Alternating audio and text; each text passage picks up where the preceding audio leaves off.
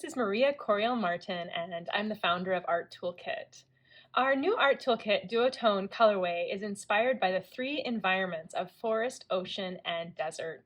For a little fun, we thought we'd demonstrate ideas for painting each of them. To get started, I've prepped 3 little squares on my table and have a little demi palette, Blackwing pencil, and Rosemary & Co. R12 dagger brush ready to go. So I'll start by lightly sketching in each scene. This first one, I've just got a little forest hills scene in mind. These are small and fun, so I'm keeping them a little loose and abstract. My next one will be just a light ocean. And finally, having a little fun with a desert, thinking about some mesa, mountains, and we'll have a little sage shrubbery in the foreground. Next, I'll paint in the background and some of the big shapes. I love to pre-wet my paper. Although this paper is so small, it's not entirely necessary, but often it helps to pre-mix some paints first. For the trees, I'm going to use a little French ultramarine mixed with burnt umber, one of my favorite ways to mix a little bit of a gray.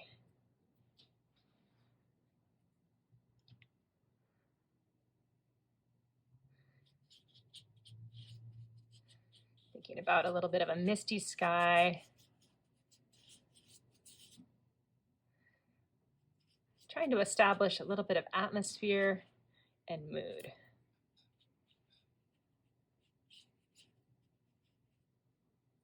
While this is wet, I'll start mixing a little green.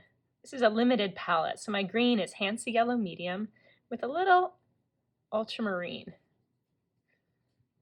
I can dull it down with a touch of Indian Throne Blue or some of that burnt umber or ultramarine. I'll lightly sketch in some of these background trees.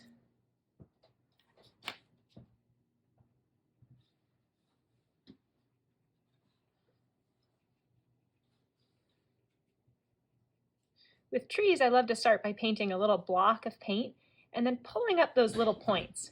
The dagger brush is fun with that broad edge and fine point. I like some of these soft edges I'm getting for the background, letting the watercolor work its magic. And I'm going to soften some of these edges in the front to make way for my next layer of trees.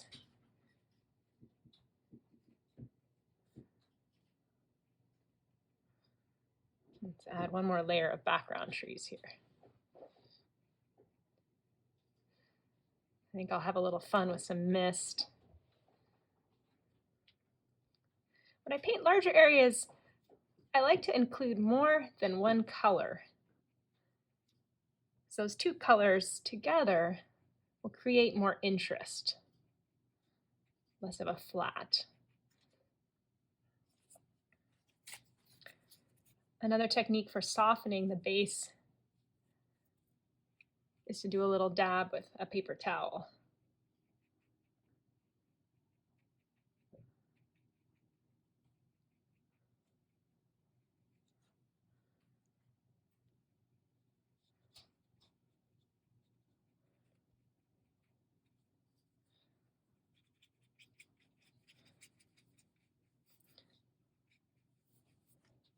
All right, I'll come back to that one.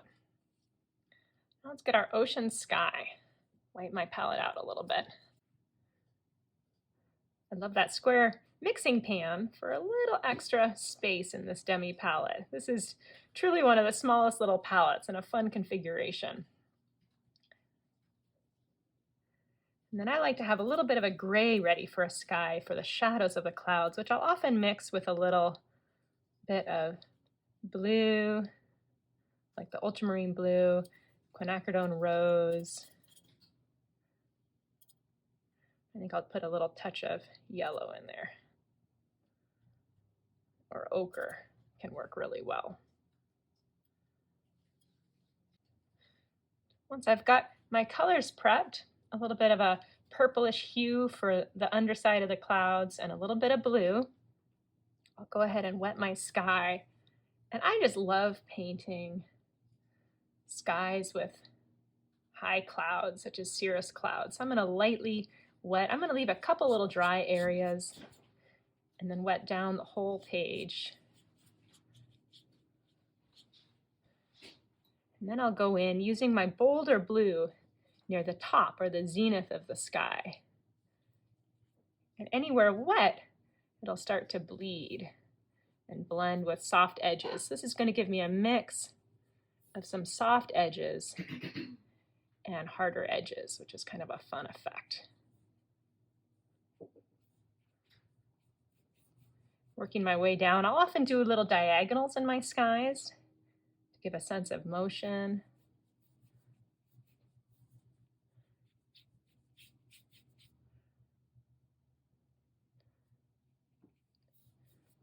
And I'll bring those same blues into this ocean, inspired by the Duotone Ocean Kit. And while this is still damp, I'll bring in some of these little cloud shadows with this color I prepped, a little purplish hue. I love that purple next to teal.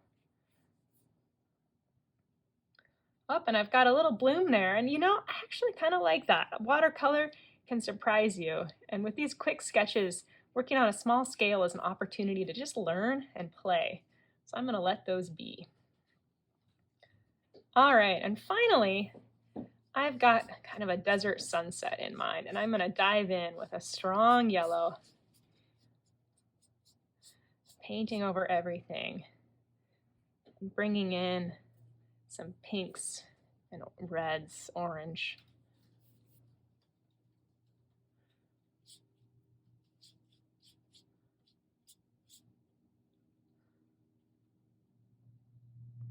Again, I like to include some little diagonal for a little energy in my skies.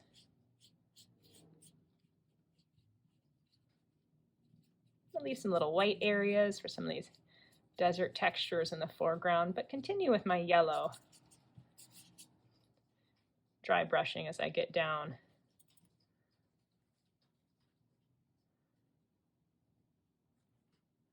Give my palette a little wipe.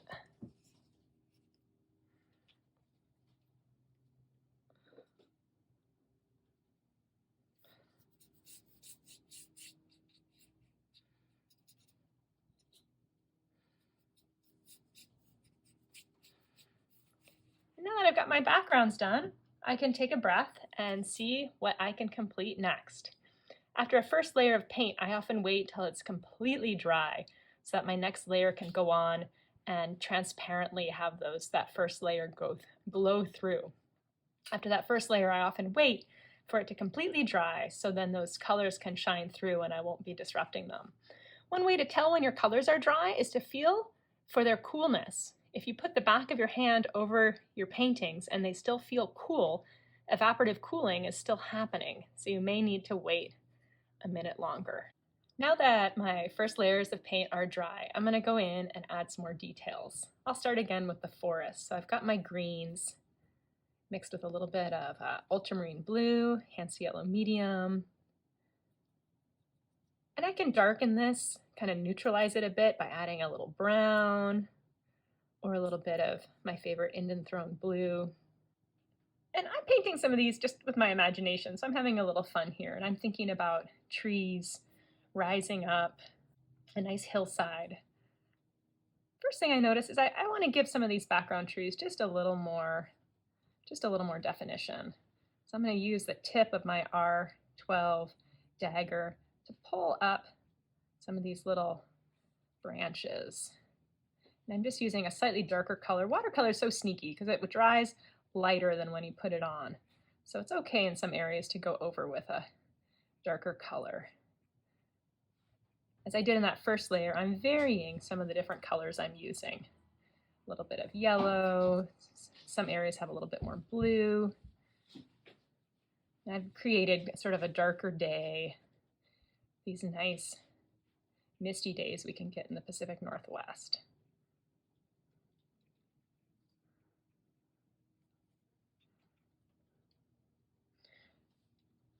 going to come in and with paint that's got a little less water in it. It's going to be higher saturation. And I often like to paint trees, and I'm going to pull up another brush here for this, with the tall center line first, like the trunk, and then coming off that, dancing my brush side to side, working the way down, working my way down.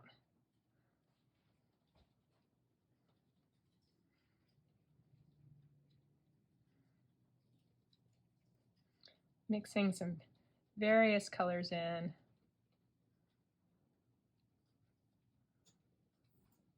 Letting them blend together with the big shape of the trees.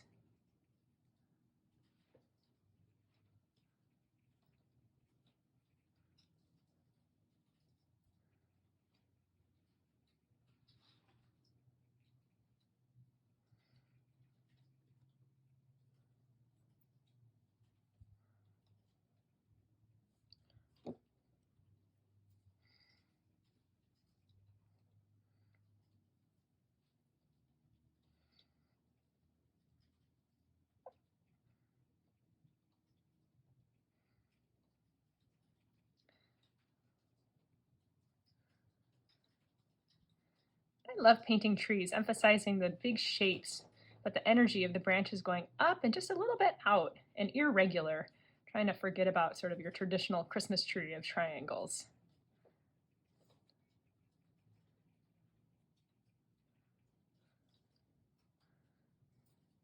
Fading out some of the bottom there.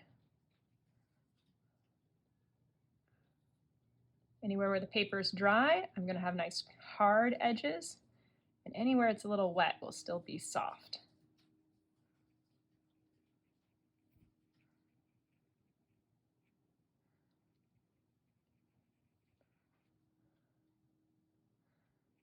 Whoops.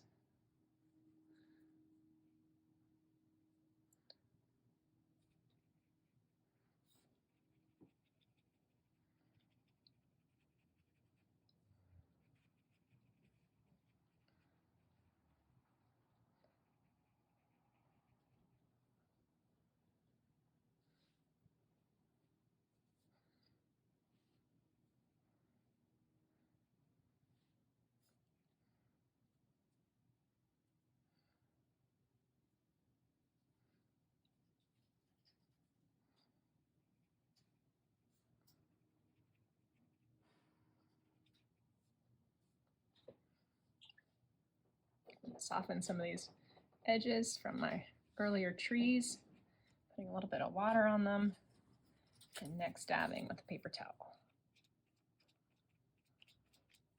And I think I'm having fun with that little sketch, and I'm ready just about.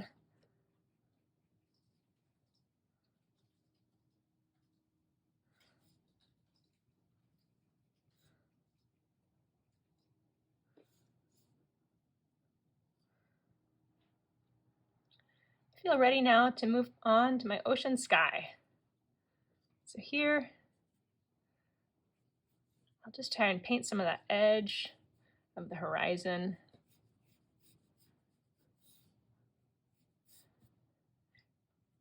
And with painting the sea, I love to think a little bit about areas of dry paint having some edges to show some of that sense of reflection, and varying the color to help reflect some of the sky.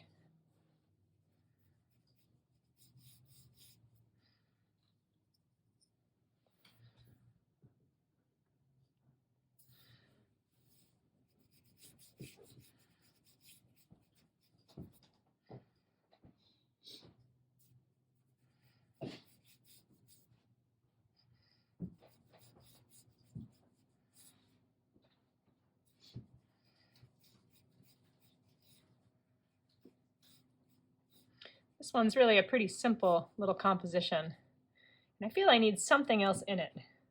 I think for a little something else, I'm going to put some little birds up in the sky, give it a little more energy of something to look at and work our eyes around. And finally, coming over to the desert. I've got this nice warm background, so everything I put on the page is going to shine through. I'm going to give my palette a little wipe. Give my palette a little wipe before painting my desert. With the background already painted, those warm colors are going to shine through anything that I put down on this desert. So I'm thinking about these warm hills in the background, sort of glowing in the sunset.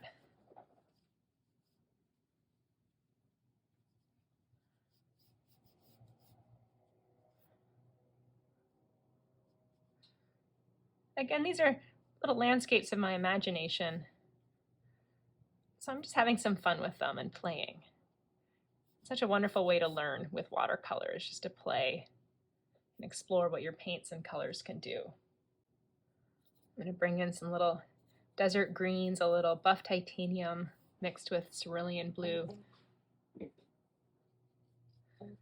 cobalt teal blue. I'm bringing in a little buff titanium mixed with cobalt teal blue for a nice sort of desert green for some of these foreground elements.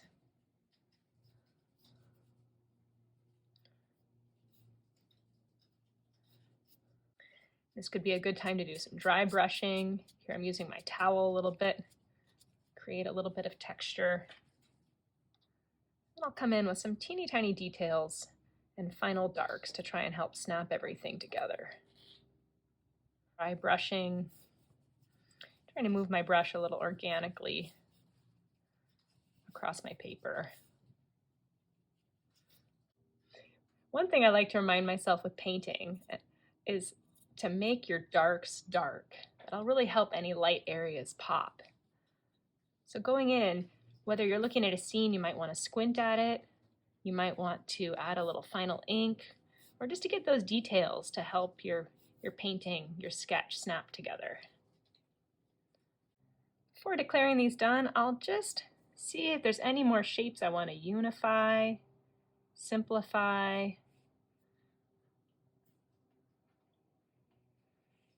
Doing a light layer of paint over others is called a glaze, and sometimes there can be final details you might want to glaze in with a light layer of paint. And finally, I think these sketches are about done now, and I hope these examples and our new colors inspire your creativity on adventures big and small, and we always love to hear your experiences. You can connect with us via email, hello@arttoolkit.com, or social media @arttoolkit. Happy sketching!